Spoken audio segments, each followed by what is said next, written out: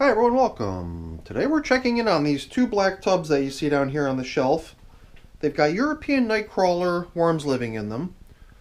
Actually the same European nightcrawlers that were used to launch off our castings boulder system. Those European nightcrawlers in all three systems came from the same source.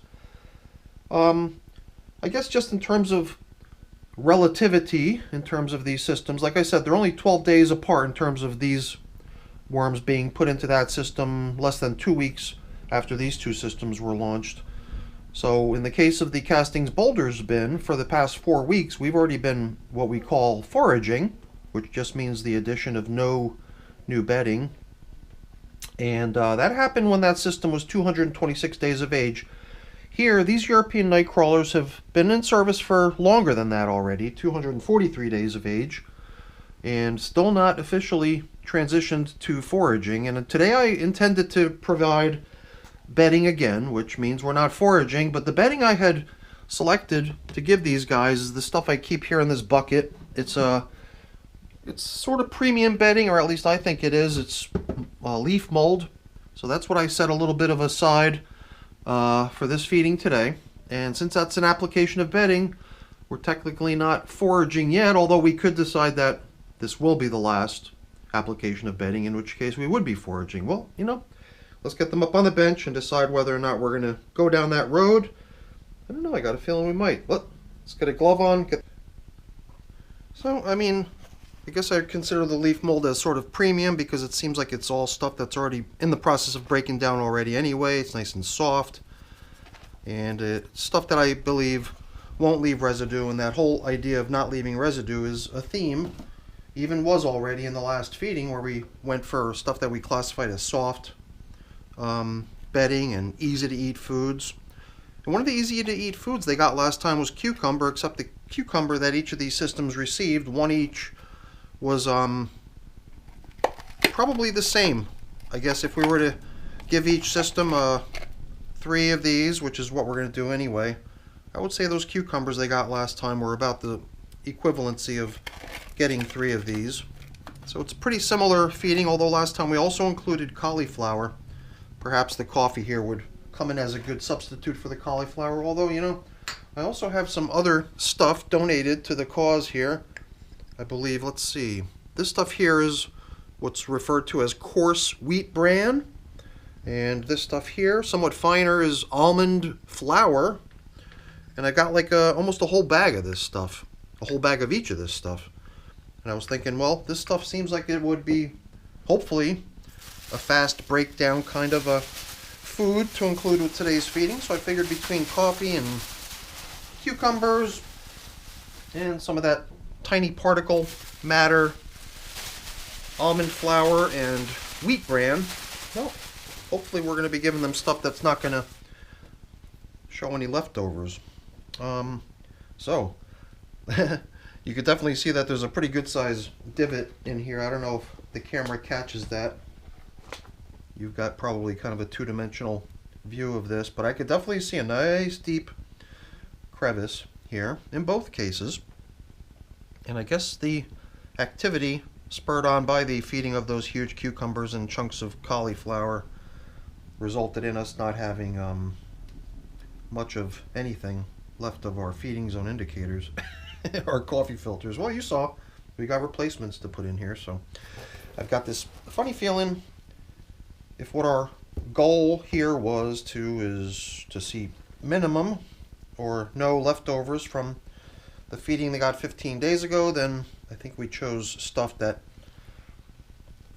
did the trick.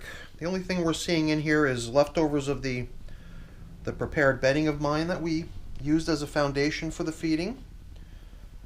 And I also see remnants of some of the old slow composting items that have been in here. And last time we finally decided it was time to start helping these corn cobs go. And all we did last time was we kind of split them down the middle.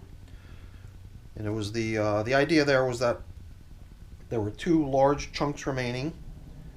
So I'm just at this point trying to take them out of the mix. Every time I bump into something that's this size, I somehow can't help myself from stopping to check it out. Now I've taken at least that piece of corn cob there out of the mix, and here I found another piece.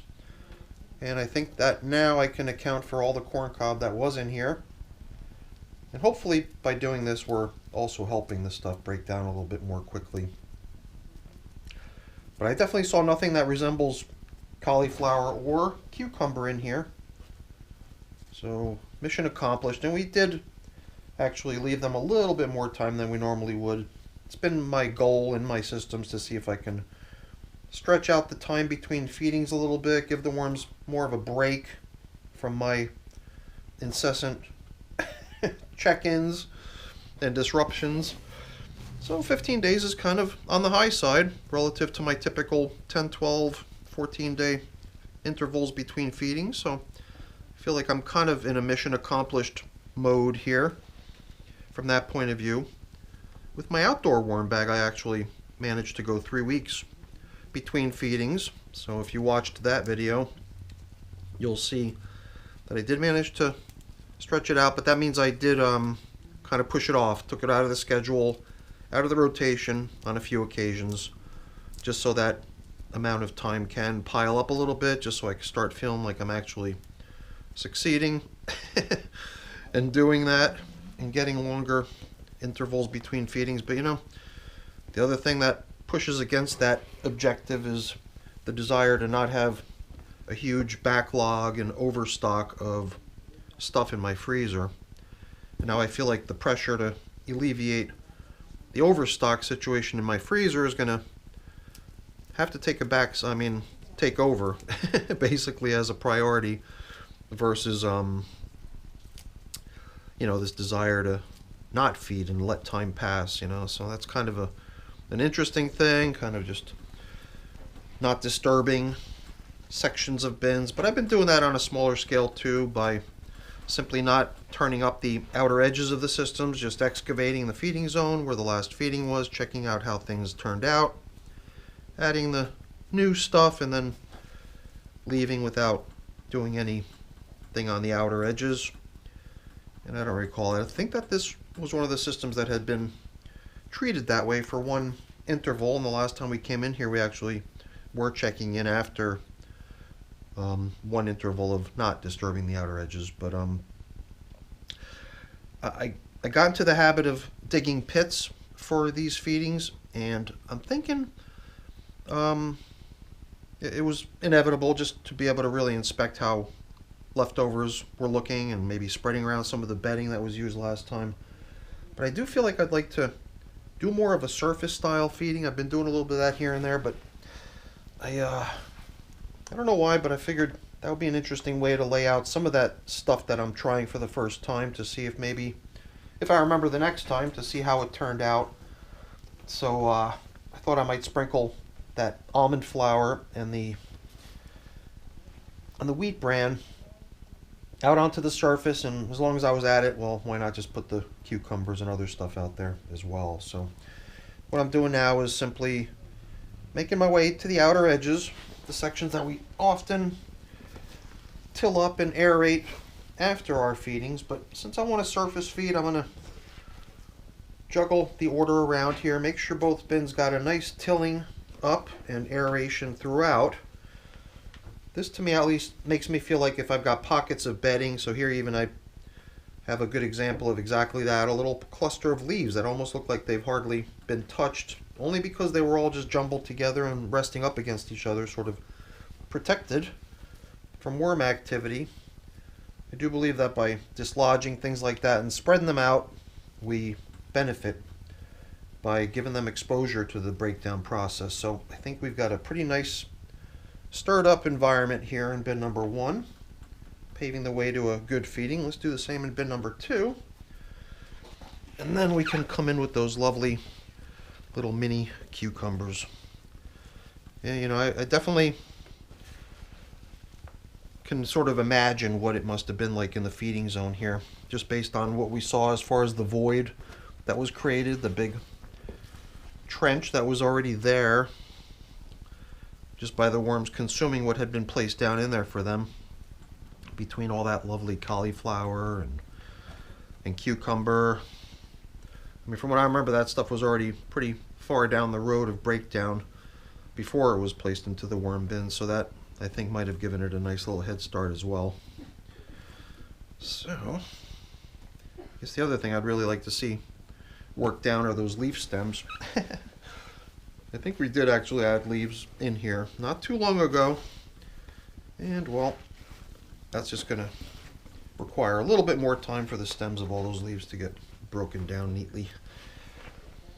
There's a good bit of moisture in these systems, but we're going to continue with the nice thorough coverings of the plastic. And let's see. Yeah, because, you know, without that moisture, the worms can't really do much. So we do need to make sure that the environment stays nice and optimal in terms of a moisture content for them to be productive and comfortable going into all sections of the bin. It would be a shame that it would be, you know, to me at least, it seems like it would be a shame to have a certain section of the bin that isn't getting the attention it deserves just due to the absence of some required amount of moisture. So that's kind of what I thought in terms of laying out the cukes, or whatever these are called. Maybe they're called Kirby's, I think, actually. And before we pile in the coffee, well, you know, I'm not sure what the right order of this would be, but whatever. Coffee's kind of not really the thing I was interested in seeing the progress of. It's those other small particle size food objects. Besides, the coffee just seems to blend in and become invisible immediately anyway. Not much to see there, right? But it was this. I wanted to give each system a fair shake at trying this coarse wheat bran, and we'll put that on one side. And, you know, I worry sometimes, am I going overboard? I have piled this stuff in pretty generously in here, and if they don't like it, well, we're going to have a big mess here. It's hard to imagine that they wouldn't like it. So that's my attempt at being fair with the coarse bran. And now this almond flour, somewhat finer stuff.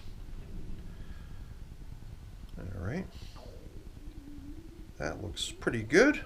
Oops, okay. Perhaps the rest needs to go back over to bin number 1 to keep it fair. Almost fair. And, you know, let's make it that much more tempting by sprinkling in a little bit of grit. It's almost like a painting. I feel like I'm applying different colors and textures. And guess what? Basically the cherry on top. This lovely, what I think is premium bedding. And I don't know, I guess the decision doesn't have to be made this moment. I guess the real decision is going to be next time when we decide, are we adding more bedding next time or not? But this was an official application of bedding right there with that leaf mold, or at least it was in my book. And the only question at this point is going to be, more bedding next time, or is it time to forage? Or do we consider today as the start of foraging and make this the last application of bedding? You know, perhaps we'll just put it out there and see what the crowd thinks. Maybe we can come up with a crowdsourced decision on that, on how to proceed. Because I do value everyone's input and ideas and suggestions. So what do you think? Do you think these systems are ready? I think even in the last video, people were suggesting that they're definitely looking like they're getting close to being ready. And I agree. I'm definitely curious to see how they like that small particle size stuff. I'm starting to wonder if that could be a good basis for worm chow. Because my next batch has got to be made soon. I'm running low on what I've got, and in the past it's almost always been very heavily focused on seeds. But in this case it would be grains, you know, grains and, well, almonds. Almonds I don't think are seeds, are they? There's something else. I forget. I don't know. I could be wrong there. Anyway, I digress. All right, everyone. That's it for the video. Hopefully you enjoyed it. If you did, as always, please don't forget to leave me a quick thumbs up before you go. That's always really appreciated. And if you haven't done so already, please also consider subscribing to the channel. That's very much appreciated as well. All right, everyone. Have a great day. Thanks for watching. Bye now.